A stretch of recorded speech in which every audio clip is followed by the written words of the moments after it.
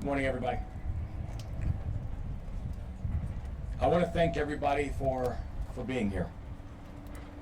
The family members and the loved ones, the first responders, our state's best, all of our local elected officials, all of our state leaders, all of our federal partners. I know the Maryland congressional delegation couldn't physically be here today, but I know they're not just with us in spirit, but they've been with us every step of the way. Thank you to all the port workers and the people who continue to make the Port of Baltimore the most remarkable in this country. And this morning, we return to a solemn place. We return to the water's edge. 2 years after a day that changed our state forever. Things look different, but the memories of that March morning, they remain as clear as ever. We remember looking out and seeing an enduring piece of the Baltimore skyline. A skyline, frankly, that has been there ever since I've been alive. That was then laying on top of a ship. A ship that was the length of 3 football fields. We remember the shock. We remember the sorrow.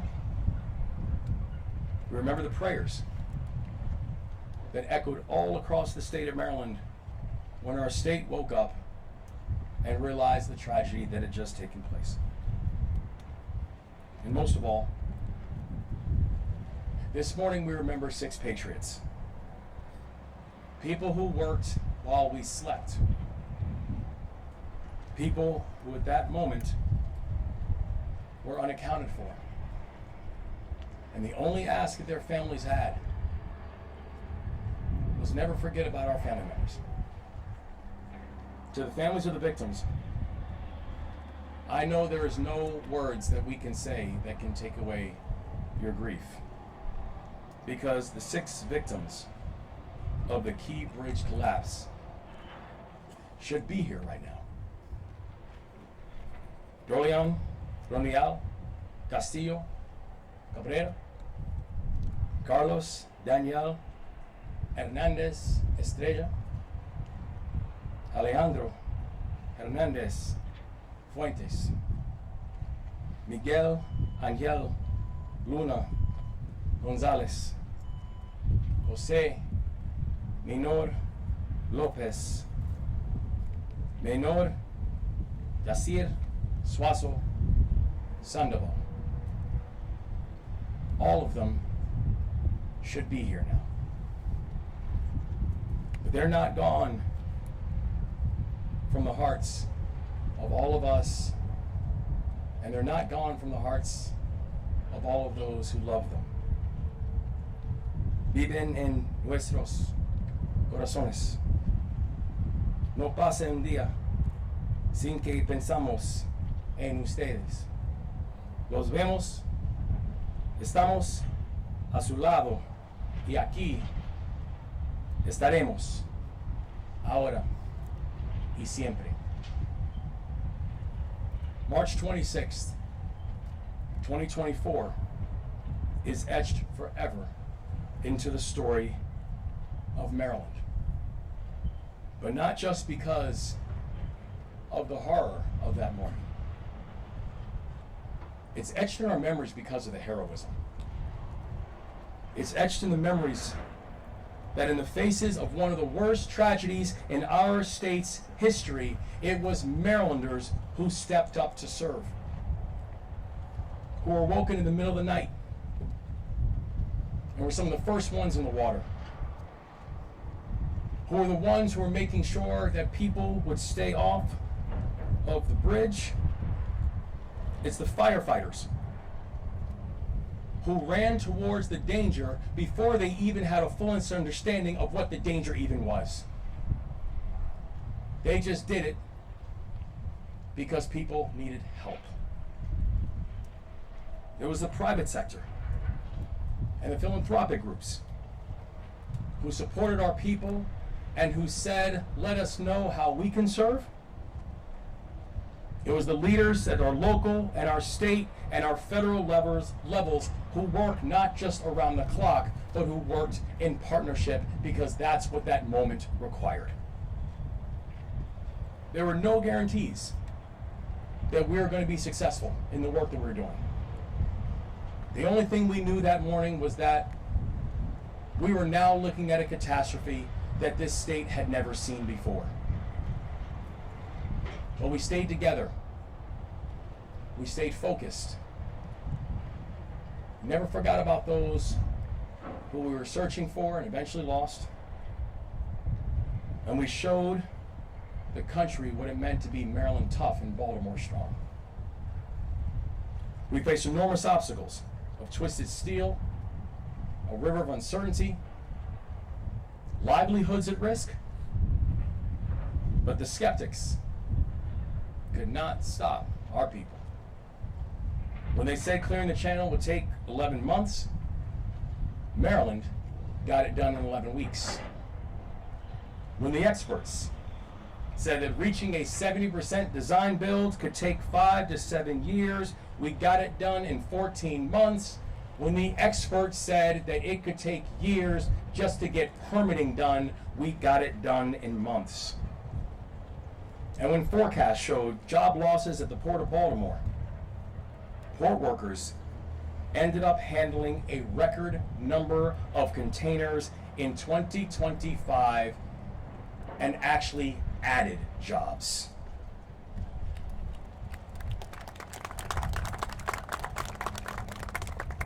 We remain committed to rebuilding the Francis Scott Key Bridge with intentionality, with speed, and with safety.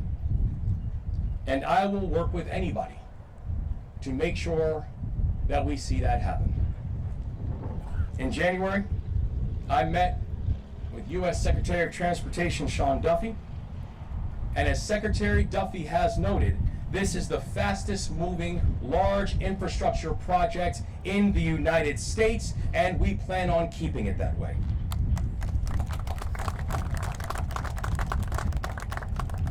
The Dolly struck the Key Bridge during my tenure. Yet, I plan on being the governor who cuts the ribbon to reopen the Francis Scott Key Bridge.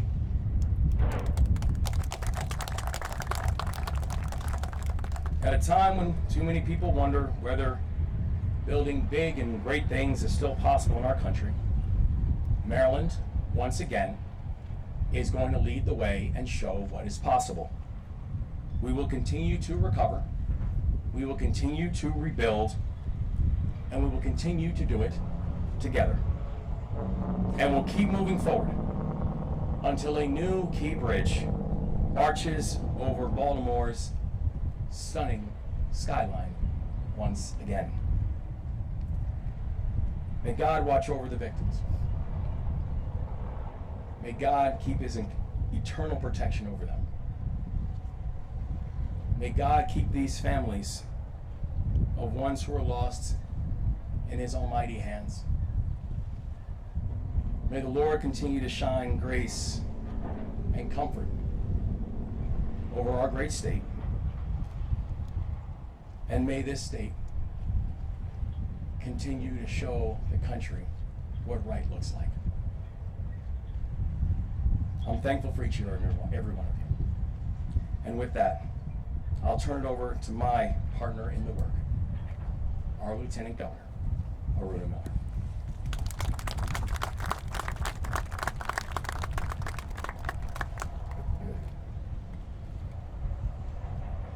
Thank you, Governor Moore. Good afternoon, everyone. They say that some days pass quietly and some days stay with us because they ask something of us.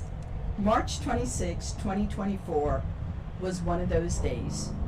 I will never forget the MDTA first responders who ran toward danger, the divers who entered dark, uncertain waters without hesitation, and everyone from the U.S.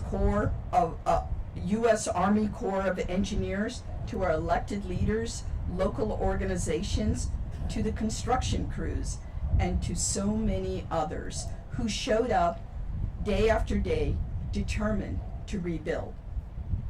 And I remember Governor Moore, a steady hand and a compassionate leader, guiding our state through one of the most difficult moments in our state history. Governor, thank you for your leadership then and now. When I was in engineering school, I was taught that when you design roadways, bridges, and infrastructure, you don't design for the average day. You design for the day you hope will never come. But sometimes the worst day still comes. And on that day, families lost loved ones, men who came to work and never made it back home. Steel and concrete gave way, and our iconic Key Bridge collapsed. But watching how Marylanders met that moment, I learned something that no textbook can ever teach. That some things can never be engineered. The strength of a community that refuses to break. The human spirit, that you don't design. You witness it. You watch it rise, and you see it in the people. Today, 2 years after the tragic incident, we pause to remember those we lost. We stand with their families in grief and in love, and we honor the workers whose hands and hearts are rebuilding what was taken from us. We continue the work to rebuild. This will be Maryland's first cable-stayed bridge, over 2 miles long, designed higher, stronger, safer, with 230-foot clearings to support modern shipping. Crews are driving massive steel piles, some more than 200 feet long and 8 feet in diameter, deep into the riverbed to anchor the new bridge. Foundations are being built with tens and thousands of concrete, each footing the size of 2 basketball courts. And this project is advancing, as you heard from the governor, at a pace faster than any other bridge projects across the country. So yes, we will rebuild the bridge with the urgency and with the highest standards, because the people of Maryland deserve nothing less. 2 years ago, we faced the day that we hoped would never come. And today, we're doing what Marylanders do. We rebuild, we rise, and we move forward together. Now I'd like to invite the dynamic county executive from Baltimore County, Kathy Klossmeyer, to share some remarks with us.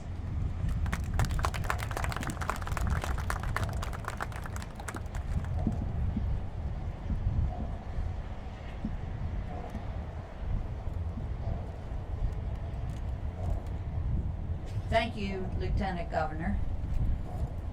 I don't know if I'm going to be as dynamic as you're saying, but I'll try my best.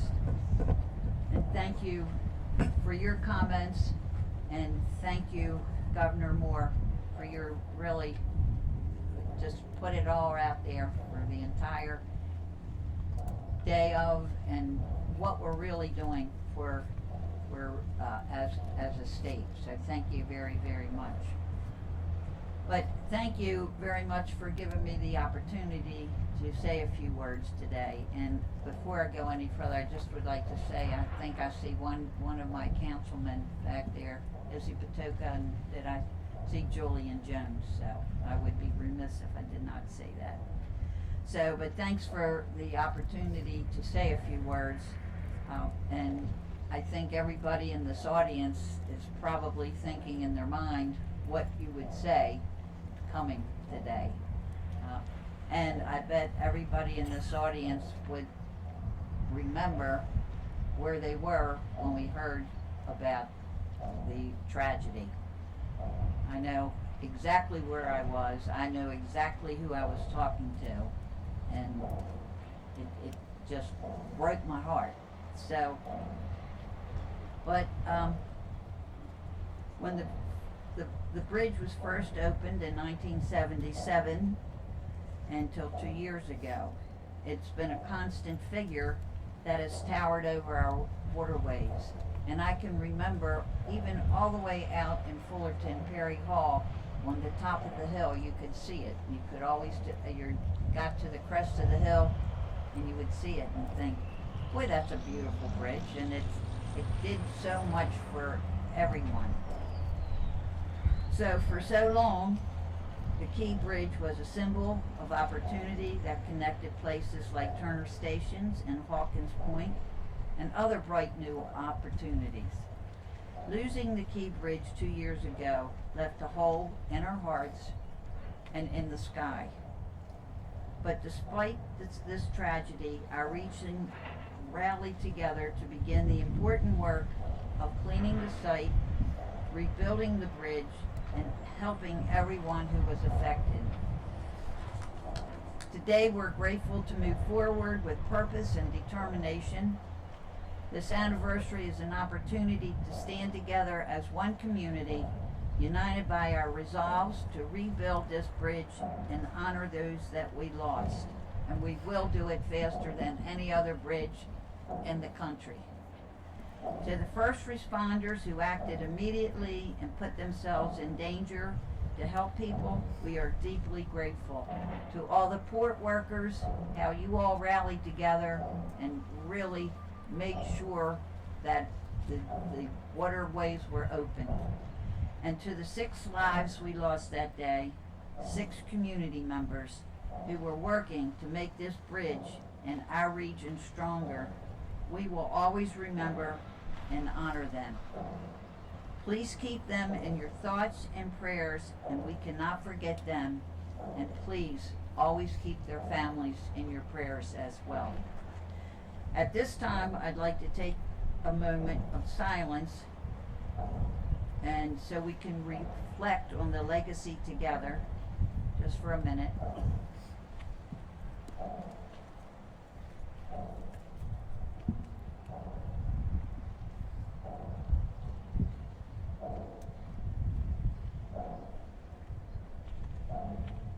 And thank the Lord for all that He's done, and thank you. And I am proud of the work we're doing to rebuild, and I'm grateful for everyone's support today. So thank you very much. And Stuart, yeah, okay, come on up here. And next we have Anne Arundel County Stuart Pittman, the CE there. Dynamic too.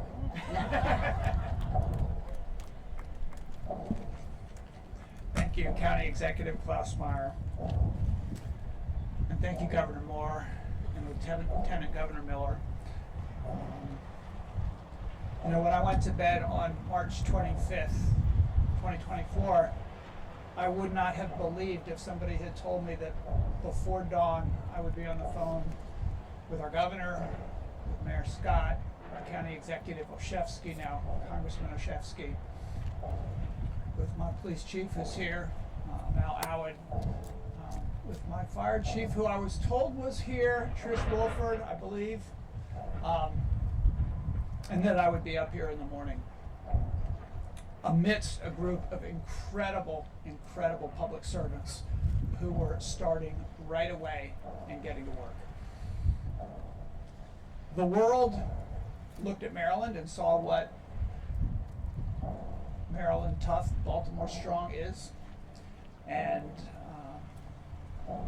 then we Americans found out that 6 workers on the bridge had died. And I later found out that they had come to this country from Guatemala, Honduras, Mexico, and El Salvador. Just like my ancestors came to this country looking for a better life, and most of yours did as well. I got to know the family of the Anne Arundel County resident. By the way, we're right over there on the other side of the bridge, just to the south. Miguel Luna. his wife Maria del Carmen, who ran and runs a small business selling delicious Salvadoran food from a truck. I was able to attend Miguel's memorial service and was struck by the heart, the soul, the hard work, the passion of the Salvadoran community in Anne Arundel County, and just so blessed that they are here. So, to the families, yo quiero decir a todas las familias, te queremos aquí en nuestro condado y en el estado de Maryland. Unfortunately, some of those families are not going out in public a whole lot these days. But in Maryland, we celebrate them.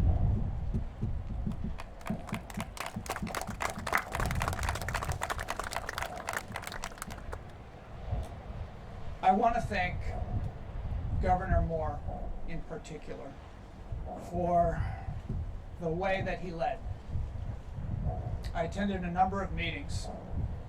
I was honored and surprised to be invited to these meetings where the governor and other local officials and the lieutenant governor were peppering the team, the Coast Guard, Army Corps, State Transportation, State Police, with questions and getting answers and figuring out how to cut through the red tape, how to move more quickly than has ever been done, to make sure that we were meeting with this moment with the sense of urgency and the creativity that it would take to get the job done, of clearing the channel and then of moving the project forward.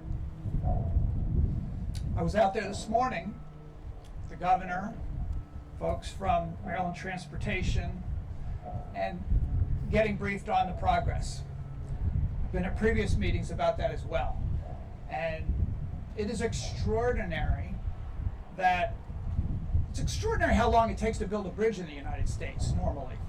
Years and years and years and years. And I've looked at charts and compared where we are compared to where they are. And ours is moving faster than anybody else's in the country for a bridge of this magnitude. They decided to do designing and building at the same time to move things forward quickly. They've expedited everything and had incredibly complex revenue sources to get the job done that have to be blended. And every one of those revenue sources, some coming from lawsuits, some coming from federal government, has to be managed according to the rules. And there are microscopes on this project from everywhere. So I believe this is the most transparent project that I've ever seen in my life, public project. And I just want to thank all of you who are working on it, that we are moving as quickly as we are. We had a moment of silence out there, and what was not silent was the hammer driving those pylons into the ground. You can hear them now. So I want to make sure that we always remember what happened on that day, and that we remember the 6 men who lost their lives, and that we embrace their families. I hope that we're working on a memorial idea that is permanent. We have a wonderful memorial that the families put together that is temporary. And we have a beautiful park or Smallwood, from which you can see the bridge, and a wonderful place to stand and remember what happened there, and to look at the beautiful new bridge that is going to happen while our governor is still in office. So thank you.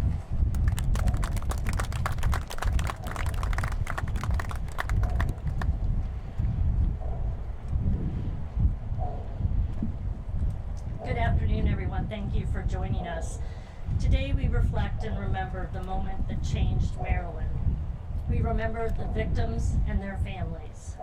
We remember the first responders from near and far who showed up 2 years ago and returned day after day. Today we thank Governor Moore for his steadfast leadership on navigating Maryland through troubled waters and showcasing the Port of Baltimore's resilience. We also thank all of our local, state, federal, and private partners. Together, we are showing the world that Maryland can accomplish great results when we work with each other. The collaboration between everyone including our fantastic federal delegation, many of whom are not here today because they're in Congress voting, has only grown stronger with the passing days and months. The Maryland Transportation Authority and Executive Director Bruce Gartner have done a tremendous job getting the project ready for construction, and as you hear in the background, the sounds of progress. We are working at breakneck speed to rebuild the Key Bridge and make the region whole again. As the new bridge begins to emerge from the Patapsco River, the Maryland Department of Transportation is committed to engaging with communities and providing commuters with relief across the region. We know the Key Bridge will rise again to serve as Baltimore's gateway, and it will also be a bridge to our future. Thank you so much. Now it is my distinguished honor to welcome one of Maryland's finest first responders who led his team through the tragedy and whose officers saved lives that night. Please welcome MDTA Police Chief Colonel Joseph Scott.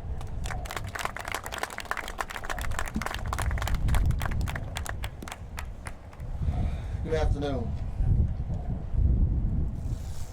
To the Honorable Governor Wes Moore, thank you. 2 years ago, Marylanders awakened to the news that the Francis Scott Key Bridge had collapsed. And in that awakening, they also had fear and doubt and fear of the unknown. And what Governor Moore became, he became that very light in the dark place. He also became the peace in the midst of the storm. So for that, sir, I thank you. I'm truly honored to stand here today and speak on behalf of first responders. 2 years ago, our state experienced something we'd never experienced before.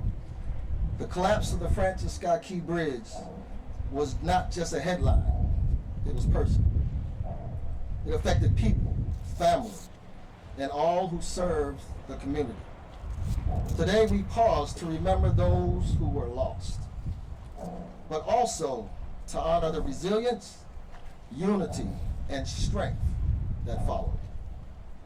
On that day, lives were impacted, families were changed, communities were shaken, and a vital piece of infrastructure, something that connected people, commerce, and opportunity, was gone. But in the face of that devastating time, something powerful emerged. First responders came from far and wide. Different agencies with different roles, without hesitation. No one stopped to ask the question, why? People showed up ready to serve. I remember how the focus was on the people who were on the bridge. Every decision was about doing everything possible to protect and save lives.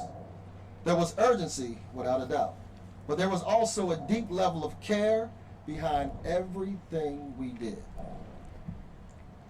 I remember the teamwork, people who were working side by side, hand in hand, who never met each other before.